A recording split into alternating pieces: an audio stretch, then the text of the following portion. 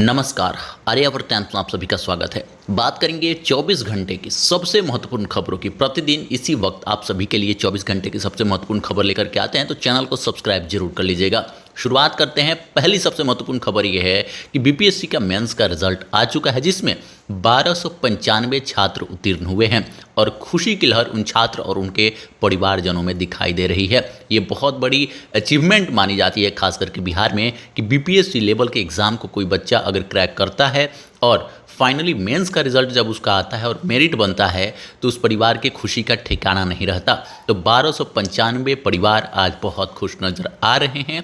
Result घोषित हो चुका है। दूसरी और बड़ी खबर यह है कि तेजस्वी यादव जन संवाद यात्रा पर 10 सितंबर से निकलेंगे। आप सभी को बता दें कि बिहार विधानसभा चुनाव तो 2025 में होने वाला है, लेकिन उसको लेकर के तैयारी शुरू हो चुकी है। तो लगातार कैसे जनता को अपने तरफ आकर्षित किया जाए, जनता को लुभाया जाए, इसके प्रयास में सभी दलों के नेता लगे हुए हैं। तो तेजस्वी यादव 10 सितंबर से जन संवाद यात्रा पर निकलेंगे, जिसमें धीरे धीरे करके लगभग पूरे बिहार की यात्रा वो करेंगे। इसका उद्देश्य है लोगों तक अपनी बात पहुंचाना और लोगों की बात समझना। इसके साथ ही साथ अपनी पार्टी राष्ट्रीय जनता दल के कार्यकर्ताओं की संख्या बढ़ाना और उसे मजबूत बनाना। आप सभी को तीसरी सबसे बड़ी खबर बता दें कि प्रधानमंत्री श्री नरेंद्र मोदी ने सुप्रीम कोर्ट के ही एक सम्मेलन में साफ शब्दों में कहा कि महिलाओं के उत्पीड़न और महिलाओं पर जिस तरीके के मामले दर्ज हो रहे हैं महिलाओं को लेकर के, उस पर तेजी से सारी प्रक्रिया पूरी की जाए और बहुत जल्द उसको लेकर के और भी कानून लाने वाले हैं, जिसमें बहुत ही तेजी से कम समय में सारे चीज़ों का निदान मिल सके और जो केस है उसका निपटारा हो सके और जो आरोपी है अगर वो गलत है तो उसको सजा दी जा सके। इस दौरान सीजेआई डीवाई चंद्रचूड़ भी वहां पर मौजूद थे। अगली सबसे बड़ी खबर के रुख करते हैं तो आप सभी को बता दें, हरियाणा में चुनाव 1 की जगह 5 अक्टूबर को होने वाला है। आप सभी को बता दें कि हरियाणा में जो चुनाव होने वाला था 1 अक्टूबर को होने वाला था, लेकिन कुछ कारणों से इसे एक्सटेंड करके 5 अक्टूबर कर दिया गया है। आप सभी को बता दें कि हरियाणा में भी और जम्मू कश्मीर में भी विधानसभा चुनाव हो रहा है। इसको लेकर के नेता तो अपनी बयानबाजी तेज कर ही चुके हैं, लेकिन मीडिया चैनल्स पर भी, न्यूज़ चैनल्स हो या फिर यूट्यूब चैनल हो, सभी जगह यही छाया हुआ है।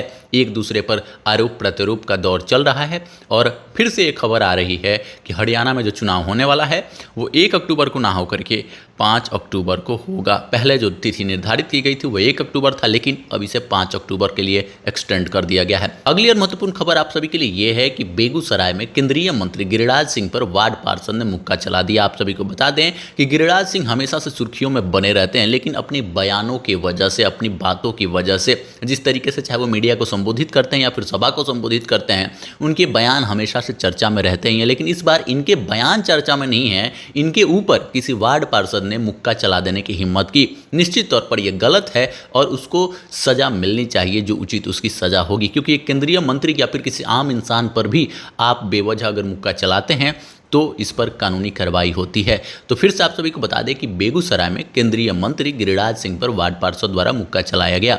अगली और महत्वपूर्ण खबर आप सभी के लिए ये है, उत्पाद सिपाही के दौर में झारखंड में 10 दिनों में लगभग 8 बच्चों की मौत हो चुकी है।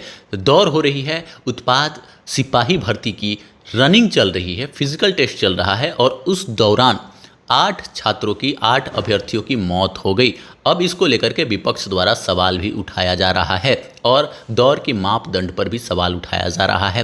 कहीं ना कहीं कुछ तो गड़बड़ी है, कुछ ना कुछ तो ऐसी बात है जिसकी वजह से 10 दिनों में लगभग 8 अभ्यर्थियों की मौत हो जा रही है। तो ये सोचने वाला विषय जरूर है। ये मामला झारखंड का है। अगली और महत्वपूर्ण खबर आप सभी के लिए ये है कि बिहार में चाहे वो प्रारंभिक विद्यालय हो या फिर मध्य विद्यालय हो, जो अर्धवार्षिक परीक्षा होती है, कि अब दूसरे विद्यालयों के शिक्षक उसकी उत्तर पुस्तिका की जांच करेंगे। जो अर्धवार्षिक परीक्षा मध्य विद्यालय या फिर प्राथमिक विद्यालय में होगी, उसके उत्तर पुस्तिका की जांच दूसरे विद्यालय के शिक्षक करेंगे। और इसके साथ ही आप सभी को बता दें कि एनडीए, सीडीएस और एनए की परीक्षा आज 58 केंद्रों पर पटना में भी संपन्न होगी। आप सभी को बता दें कि यूपीएससी द्वारा एनडीए, सीडीएस की एग्ज़ाम ली जाती है और पटना में भी लगभग 58 केंद्र बनाए गए हैं, जहां पर भारी संख्या में छात्र आने वाले हैं और इसको लेकर के पूरी तैयारी हो चुकी है। किसी भी तरीके का कदाचार उसमें देखने को नहीं मिलता है और बहुत ज़बरदस्त तरीके से सिक्योरिटी से लेकर के हर एक चीज़ों का ध्यान रखा जाता है। आप सभी को ये भी बता दें कि बिहार के मंत्री अशोक चौधरी के जाति सूचक बयान को लेकर के जो राजनीति है वो गरमाई हुई है, माहौल गरमाई हुई है और इसको लेकर के सभी नेता अपनी प्रतिक्रिया देते हुए नजर आ रहे हैं। जनता दल यूनाइटेड में विशेष करके फूट दिखाई दे रही है। तो कोई कह रहा है कि अशोक चौधरी कभी भी जनता दल यूनाइटेड के नेता थे ही नहीं, पहले ये किसी और दल के नेता थे, अब ये आ चुके हैं जनता दल यूनाइटेड में। तो जनता दल यूनाइटेड को ये बर्बाद करना चाहते हैं या फिर उसमें फूट डालना चाहते हैं। ये होते कौन है इस तरीके के बयान देने वाले? लेकिन इस पर अशोक चौधरी ने पलटवार करते हुए ये कहा कि मैं भूमिहार प्रजाति, भूमिहार समाज के ही गोद में खेल करके बड़ा हुआ हूं और हमसे भूमिहार समाज का बहुत लगाव है। तो जो भी लोग हम पर ये आरोप लगा रहे हैं वो गलत लगा रहे हैं, लेकिन जनता दल यूनाइटेड के नेता भी इनसे खफा नजर आ रहे हैं। तो महत्वपूर्ण खबरों का सिलसिला यहीं समाप्त होता है, लेकिन प्रतिदिन हमारे चैनल के माध्यम से आप सभी तक 24 घंटे की सबसे महत्वपूर्ण खबरें पहुंचाई जाती है, जिसमें ऐसा कभी आपको देखने को नहीं मिलेगा कि एक महत्वपूर्ण खबर को 5 भागों में तोड़ करके हम उसे 5 खबर बना दें। आपका समय भी हमारे लिए महत्वपूर्ण है, तो कम समय में सबसे महत्वपूर्ण खबर अगर आपको सुनना है तो चैनल को सब्सक्राइब कीजिए और सभी लोगों तक इस वीडियो को शेयर भी जरूर करें, ताकि सबका बहुमूल्य समय भी बचे और इंपॉर्टेंट खबर भी उन तक पहुंच जाए। तो ऐसे ही आर्यावर्त टाइम्स को सपोर्ट करते रहें, सब्सक्राइब करें, वीडियो को लाइक और शेयर करें। धन्यवाद।